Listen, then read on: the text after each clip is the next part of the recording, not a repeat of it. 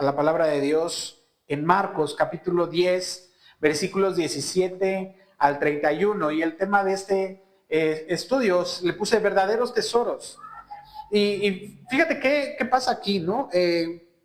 Esta es una frase que hemos escuchado, que dice, si quieres conocer a alguien, toca su cartera. ¿No es cierto? Cuando quieres ver cómo es su carácter, cómo es su corazón, tócale la cartera. Y tiene mucho sentido esta frase y mucho más para saber dónde está su corazón respecto al dinero, a las riquezas. Y es importante que nosotros tengamos un enfoque sano y que tengamos una perspectiva sana acerca de esto, porque hablar del dinero no es un tema a veces muy sencillo. No debemos olvidar qué es lo que hemos tratado en las últimas semanas acerca de este capítulo, y es entrar en el reino de Dios, formar parte del reino de Dios. No es dejarlo,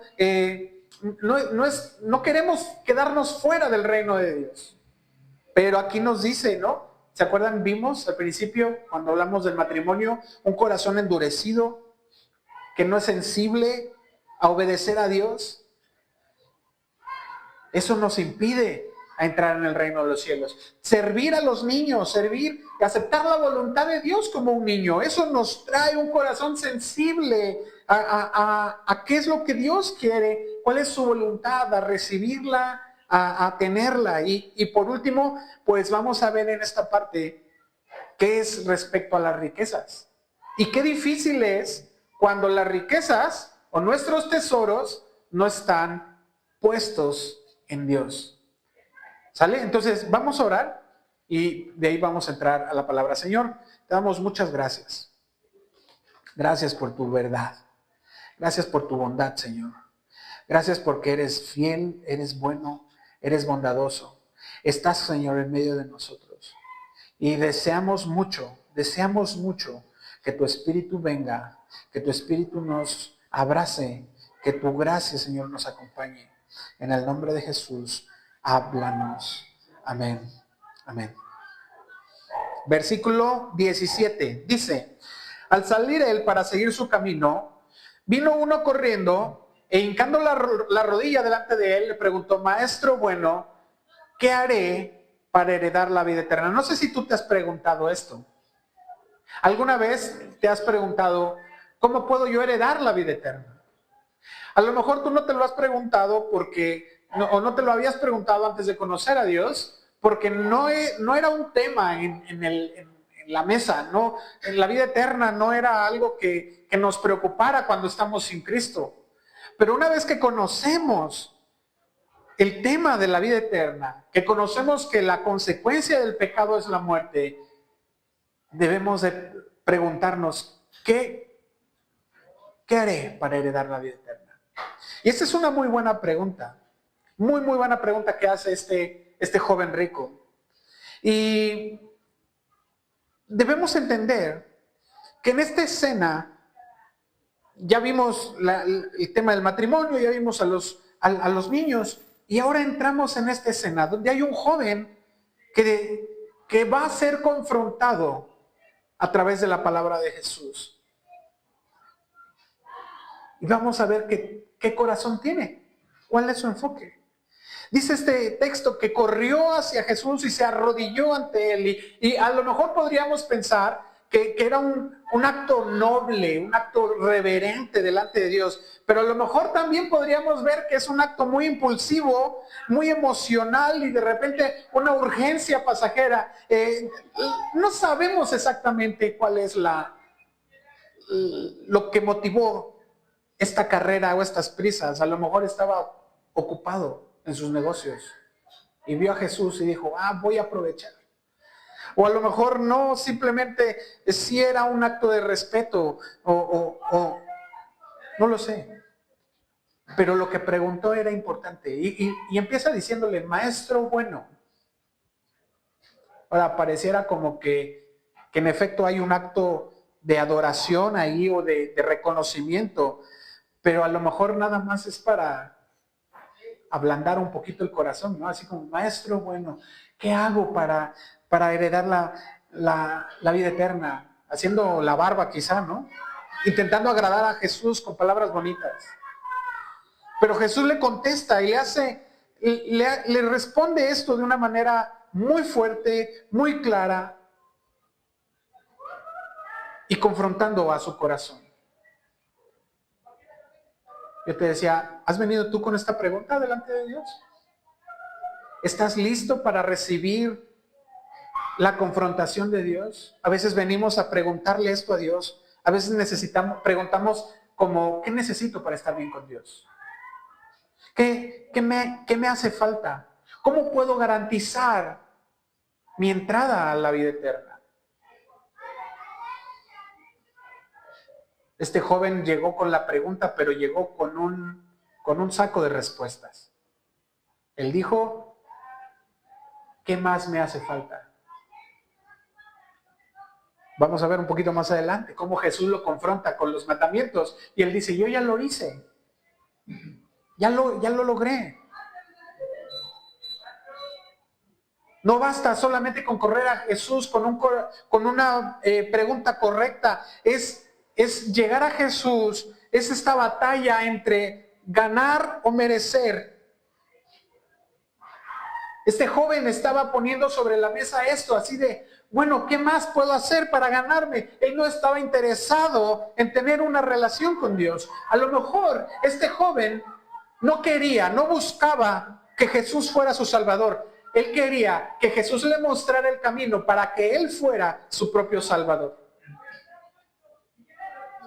Dice el versículo 18, ¿por qué me llamas bueno? Ninguno hay bueno sino solo uno, Dios. Los mandamientos sabes. No adulteres, no mates, no hurtes, no digas falso testimonio, no defraudes. Honra a tu padre y a tu madre. Jesús responde con 3 afirmaciones esenciales que van a desarmar por completo la confianza que tenía este joven en sus obras, la confianza que él tenía en sus riquezas. Y lo primero que Jesús le dice es, no hay nadie bueno. Jesús no le estaba diciendo ahí, yo no soy bueno, Él no estaba diciendo eso. Él estaba diciendo, fíjate cuál es tu corazón. Fíjate y expón tu corazón. Tú llegas diciendo, maestro bueno, porque estabas pensando si realmente sabes a quién le estabas llamando bueno. Si realmente reconocías a Jesús como ese Dios, el que es únicamente bueno.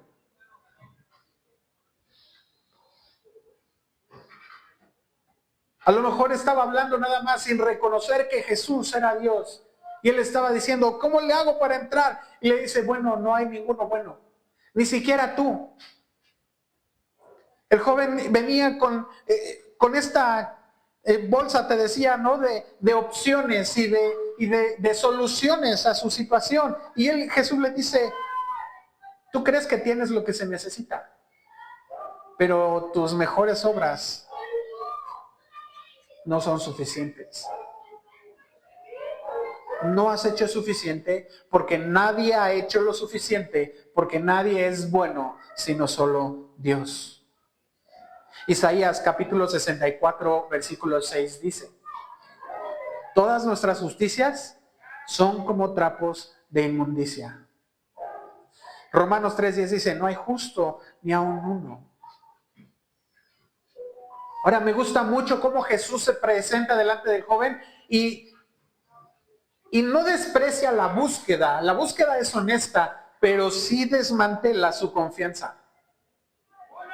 Sí desbarata su fortaleza en sus propias acciones. Y le dice, ¿cómo quieres llegar a Dios? Pero nadie es bueno para llegar a Dios. No se gana por mérito. Y la salvación justamente es esa. Que no somos lo suficientemente buenos para alcanzar a Dios, pero sí tenemos la gracia de Dios. Sí tenemos la voluntad de Dios también en las manos. Lo segundo que le contesta ahí Jesús es, sabes los mandamientos. Ahora Jesús le está diciendo ahí los mandamientos de la segunda tabla de la ley. Esos que dicen la relación con el prójimo. ¿Sí ves que dice? no mentirás, no adulterarás, no defraudarás, no robarás. O sea, ten cuidado en tu relación con el prójimo. Y no fue casualidad que Jesús nada más dijo estos. Es raro que Jesús no haya empezado, ¿verdad?, por el primer mandamiento de todos. ¿Sí sabes qué dice el primer mandamiento de todos? Vamos a Lucas capítulo 10, versículo 25 al 28. Ahí si me puedes acompañar. Está ahí una parte ahí en la diapositiva, pero acompáñame ahí en tu Biblia. Lucas capítulo 10, versículo 25. Jesús omite intencionalmente cuál es esta primer parte de la ley, porque justamente es con lo que Jesús quería tratar con este joven. Amar a Dios con todo tu corazón, con toda tu alma, con toda tu mente, con todas tus fuerzas. Versículo 25 dice: un intérprete de la ley se levantó y dijo para probarlo: Maestro, ¿haciendo qué cosa heredaré la vida eterna? Y él le dijo: ¿qué está escrito en la ley? ¿Cómo lees? Aquel respondiendo dijo: amarás al Señor tu Dios con todo tu corazón, con toda tu alma, con todas tus fuerzas, con toda tu mente, y a tu prójimo como a ti mismo. Y le dijo: bien has respondido, haz esto y vivirás. Entonces, fíjate qué importante es esto. No basta con cumplir la parte que involucra a mi prójimo. Y mucha gente dice: yo no le hago daño a nadie, ¿no es cierto? Yo no me meto con nadie, yo no tengo problemas con nadie y yo respeto al otro. Pero con eso no es suficiente. No basta. Para satisfacer la ley de Dios, no basta. Estoy haciendo la mitad. Ahora imagínate como aquel que estudia, termina su carrera profesional. Como tengo una compañera que estudió, se graduó 10 de calificación en su título, calificación 10. Y hoy es chef. No quiso ser psicólogo. O sea, ¿te imaginas eso? Cumplió con todo, pero al final la vocación no la tenía.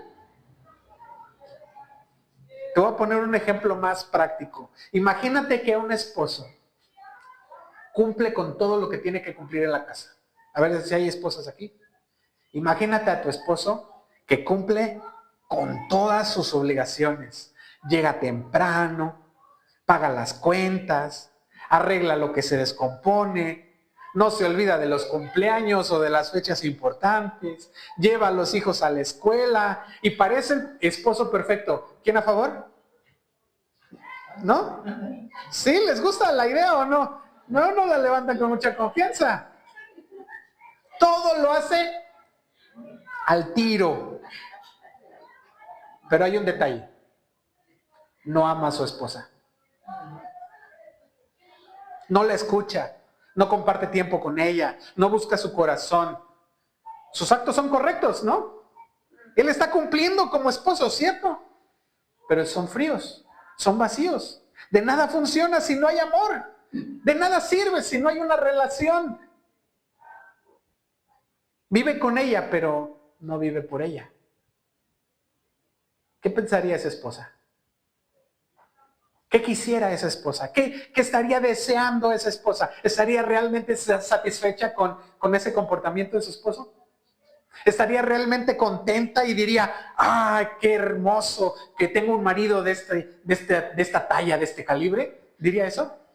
O lo que más importa, el mayor deseo es: no importa que no cumplas con todo, pero ámame. ¿No es cierto? Versículo 20. El joven le dice: Maestro, todo lo he guardado desde mi juventud. Todo esto lo he hecho. Todo el cumplimiento externo ya está, ya lo hice, pero no basta. Imagínate la lista del joven que dice: check, check, ya lo hice, check, ya lo hice. Y a lo mejor vino esa sensación de alivio en su mente diciendo: ya, estoy dentro. Jesús, el profeta, me está diciendo que guarde los mandamientos y eso los he guardado desde mi juventud. Y sabes, esa confianza más bien equivocada puede estar descansando más bien en sus méritos y en su orgullo y no en la gracia de Dios. Hay una ilustración de Chuck Smith en uno de sus libros en la que habla de un hombre que vive una vida íntegra, una vida piadosa, intachable, misericordiosa. Todo era perfecto y al borde de la muerte alguien se acerca y le dice: fulanito, lo lograste, viviste una vida piadosa. Y en ese suspiro, en ese último suspiro de la muerte, lo logré. Y ¡pum!, una gota de orgullo. Ese suspiro de vanidad, de orgullo, reveló ese pecado profundo que ahí estaba. Y lo hizo culpable de todos. Santiago capítulo 2, versículo 10 dice: cualquiera que guarde toda la ley, pero ofendiere en un punto, se hace culpable de todos. Así que este joven no hablaba desde el orgullo, él hablaba desde un entendimiento limitado. Él no sabía de qué otra manera era necesario acercarse a Dios más que el cumplimiento de la ley. Él dice: desde mi juventud. ¿Sabes más o menos desde qué momento es la juventud de este personaje? Probablemente desde los 12 años, cuando ellos se hacían responsables de cumplir la ley. Aquí mi hija tiene 12 años. Ya a partir de hoy, imagínate, ya es responsable delante de Dios de cumplir toda la ley.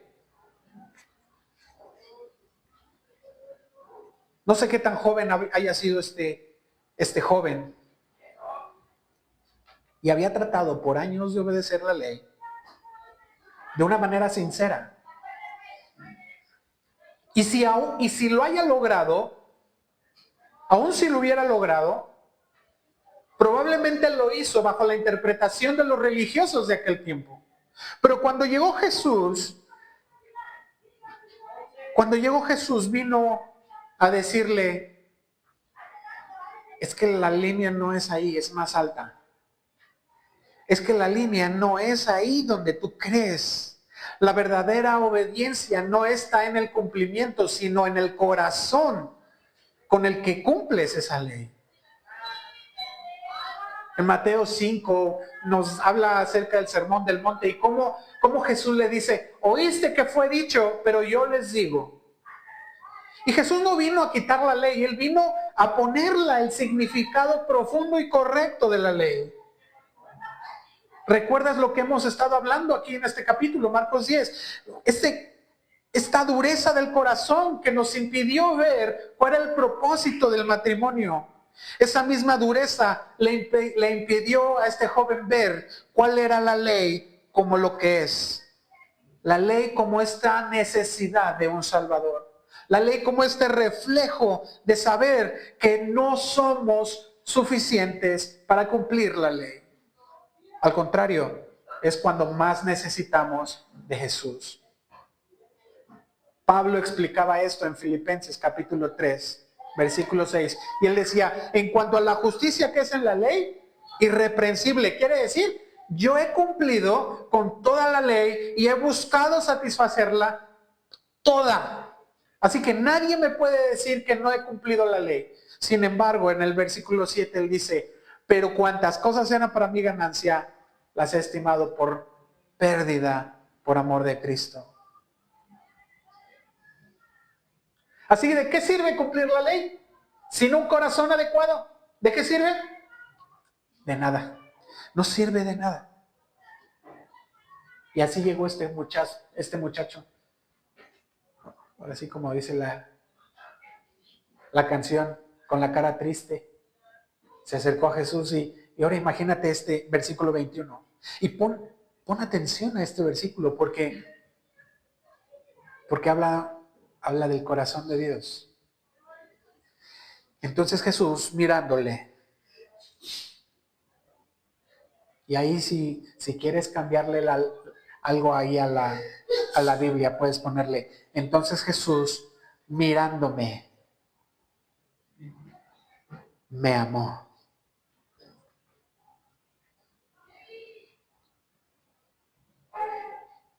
Y yo no puedo imaginarme ese momento de estar frente a Dios. Yo me veo en el lugar del joven frente a Jesús y a lo mejor muchas veces he llegado así convencido de que lo he hecho bien. Y Jesús cruzando su mirada con la mía y sin decirlo me muestra que mis manos que yo pensaba que traía llenas y que las ponía delante de Él diciendo, mira, ya lo logré desde mi juventud, me esforcé mucho y mira, aquí está. Y que me diga, tus manos están vacías. Están llenas de logros, de obediencia, pero están vacías porque no me amas.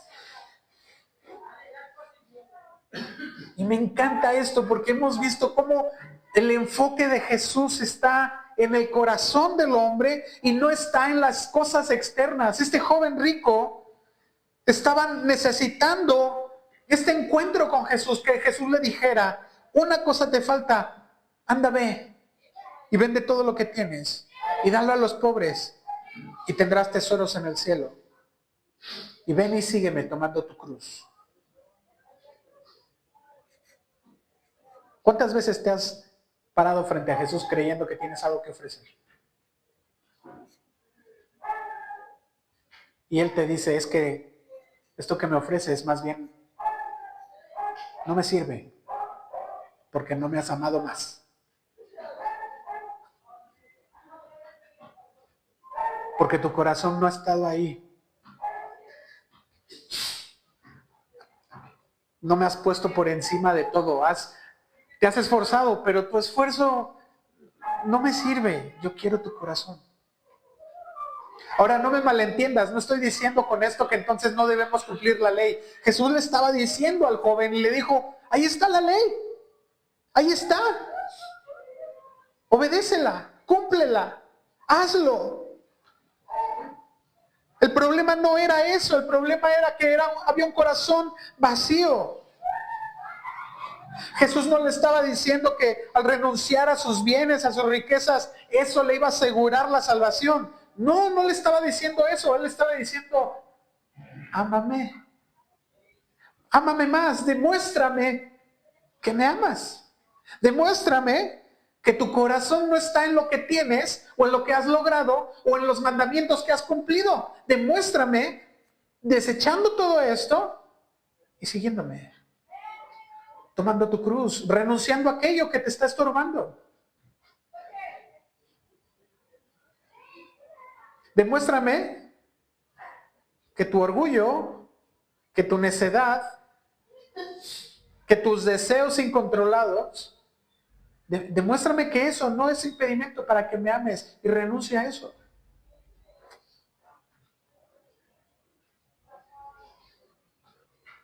Ahora déjame darte nada más una aclaración respecto a las riquezas porque creo que es importante. No es un mandato universal que vendamos todo y que lo demos a los pobres. Jesús no estaba intentando aquí eliminar la pobreza. O sea, Jesús no tenía como objetivo que ya no hubiera pobres. De hecho, Él dijo en muchas ocasiones, a los pobres los vas a tener siempre. Así que, o sea, eso es otro rollo.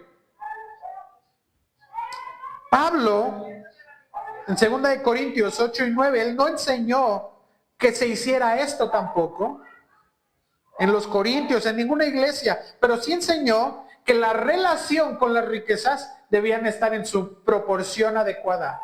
¿Qué tanto amor le tenías a las riquezas? ¿Qué tanto cariño le tienes a lo que has logrado? Ya tienes tu casa, ya tienes tu coche, ya tienes tu, no sé, tu moto. Ya tienes tu pequeño patrimonio, ¿ya lo tienes? ¿Qué tanto amor le tienes a eso? ¿O le tienes más amor a eso que a Dios? Y Jesús estaba poniendo eso sobre la mesa. Que las riquezas no deben de ser nuestro gobernador, no deben de ser nuestro Señor, que las riquezas deben de servirnos para el propósito de Dios. Y eso lo vamos a ver un poquito más adelante. Fíjate Pablo lo que les dice a Timoteo en 1 Timoteo 6. 17 al 19. A los ricos de este siglo, manda que no sean altivos, ni pongan la esperanza en las riquezas, sino en Dios.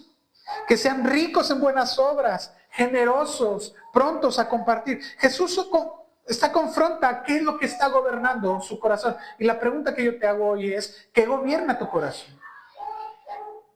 ¿Qué es aquello que tú estás amando más? ¿Las redes sociales? ¿La televisión? ¿Tu tiempo? ¿Esa es tu riqueza? ¿Tu trabajo, esa es tu riqueza y lo estás amando más? A lo mejor tus hijos son tu riqueza y los estás amando más. O a lo mejor tu enfermedad es tu riqueza y la estás amando más. Tu ansiedad es tu riqueza.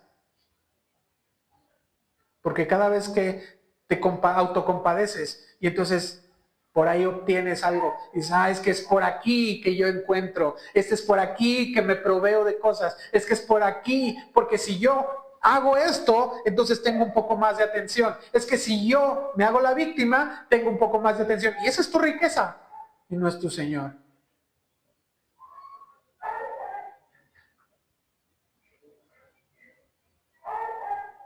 ¿Qué gobierna tu corazón?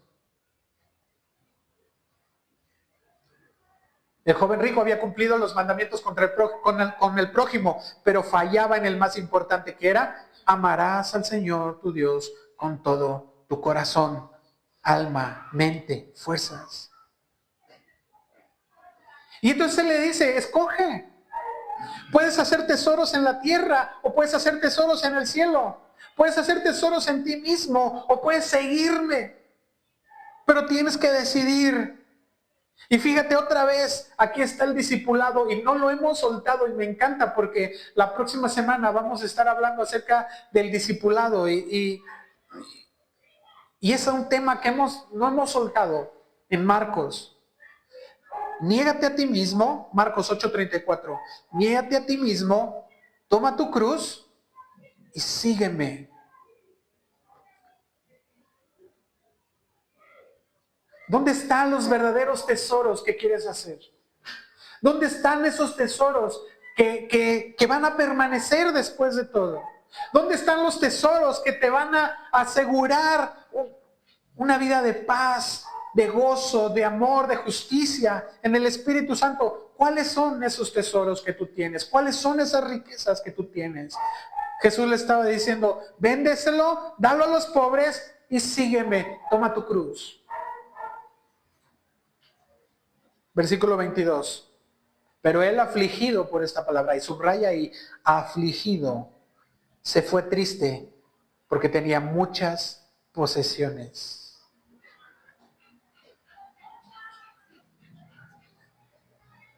¿Por qué nos vamos? ¿La palabra de Dios nos aflige? ¿La palabra de Dios nos entristece? ¿Qué es lo que nos entristece? ¿El rechazo de Jesús? ¿O fueron nuestras posesiones las que nos entristecieron? ¿Fueron nuestras riquezas las que nos entristecen? ¿Cómo podríamos comparar esos tesoros, estas riquezas en la tierra? ¿Cómo las podemos comparar con esos tesoros en el cielo? No tienen punto de comparación. Sin embargo, podemos notar aquí cómo son esas tristezas esos tesoros las que nos entristecen. Son esas riquezas las que nos entristecen, no la palabra de Dios. La palabra de Dios nos aclara y nos dice, no es que nos condene, sino que nos dice, ¿dónde está nuestro corazón? ¿Dónde está tu corazón? Esta palabra afligió es estignazo, que significa nublado, ensombrecido. Y fíjate cómo esta prisa con la que llegó inicialmente, y llegó corriendo y se hincó y Jesús, maestro bueno, ¿qué hago para entrar al reino de los cielos, para tener la vida eterna? Y Jesús le dice, ¿me amas? Y su semblante cambió, se oscureció. ¿No a veces nos pasa igual? Cuando venimos a su palabra, estamos en nuestro devocional, escuchamos una predicación y nos damos cuenta qué es lo que Dios quiere. Pero esa palabra nos duele y nos confronta, porque va justo en el corazón. Dice la palabra de Dios que es como una espada de dos filos que penetra hasta partir el alma y los tuétanos, que discierne los pensamientos y las intenciones del corazón. Esa es su palabra. Pero ¿qué es la respuesta que nosotros hacemos? ¿Cuál es la respuesta que nosotros tenemos con Dios? En lugar de correr de Jesús, debemos de correr a Jesús. En vez de alejarnos tristes, en silencio y cargando, nosotros debemos de correr a Jesús y soltarlo para encontrar el verdadero gozo del Señor. A veces la disciplina de Dios nos causa tristeza. Hebreos capítulo 12, versículo 11 dice: es verdad que ninguna disciplina al presente parece ser causa de gozo, sino de tristeza, pero después da un fruto apacible de justicia a los que en ella han sido ejercitados. No me gusta disciplinar a mis hijos. A lo mejor mis hijos pueden pensar, no, sí les gusta porque lo hace todos los días. Pero no me gusta. Y yo le he dicho a mi hija, a mis hijos, a lo mejor esto no te gusta, a lo mejor esto te enoja y a lo mejor esto parece cosa de tristeza, pero espero que veas su fruto más adelante. Dios no nos confronta para avergonzarnos. Él nos confronta para que nosotros podamos voltear nuestro corazón a Dios, no porque sea un tema de tristeza permanente, no es una tristeza que nos abate, sino más bien es una tristeza que nos lleva al arrepentimiento, es una tristeza que nos lleva para ser transformados. Segunda de Corintios 7:10 dice: porque la tristeza que es según Dios produce arrepentimiento para salvación, de que no hay que arrepentirse. Fíjense, aquí yo estuve leyendo esto porque lo primero que sería así como que no hay que arrepentirse. No, es más bien que de esta tristeza no nos arrepentimos, porque es para salvación. Este joven no respondió con arrepentimiento, sino más bien con un rechazo triste. Eligió sus bienes, eligió sus riquezas antes que el llamado. Eligió su seguridad antes que el tesoro eterno. Y ahora volteamos a ver a Jesús. Voy casi a la mitad y me faltan como 7 minutos.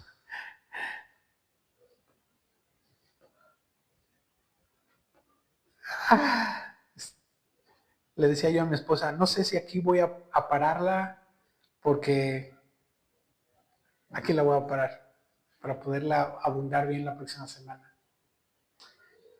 Porque Jesús le contesta, le dice a sus discípulos, qué difícil es para los ricos entrar en el reino de Dios. Qué difícil es. ¿Y qué difícil te es hoy? ¿Qué te es difícil hoy? ¿Qué te es difícil entregar a Dios? ¿Qué te es difícil de tu riqueza que no has rendido delante de Dios? ¿Qué te es pesado que te ha traído más tristeza que gozo? No vamos a negar que a lo mejor el tener comodidades y el tener ciertas cosas, bueno, puede ser agradable, pero muchas veces estas cosas se tornan pesadas y queremos mantenerlas en la carne.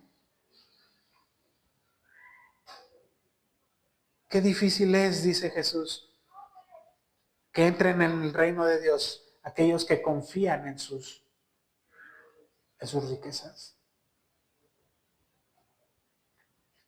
No te pierdas, la próxima semana vamos a terminar este pasaje y vamos a ver cuál es la solución que Jesús da.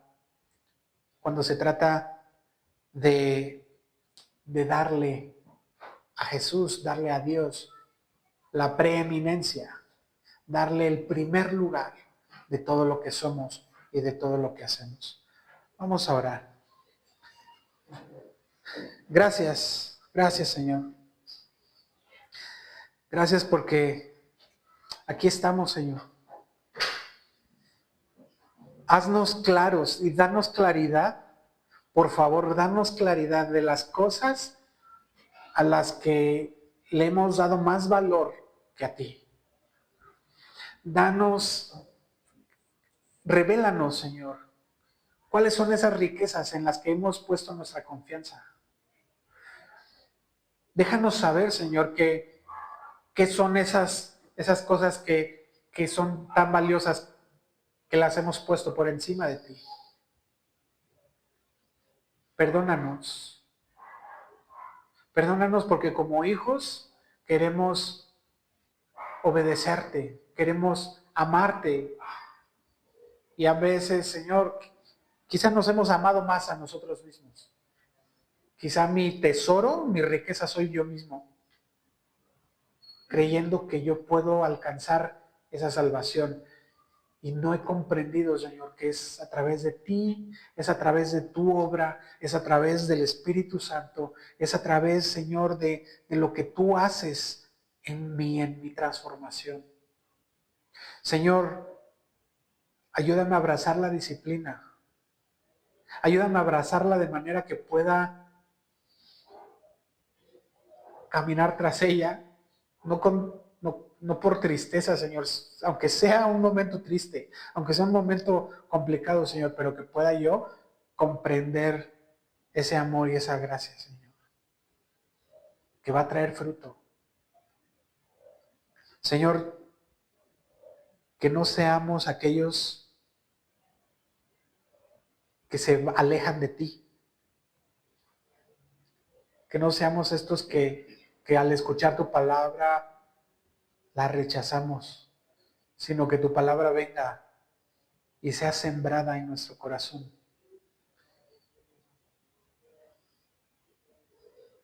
Que dé fruto. Señor, que no sea a través de mis fuerzas, que sea a través de tu palabra y de tu amor.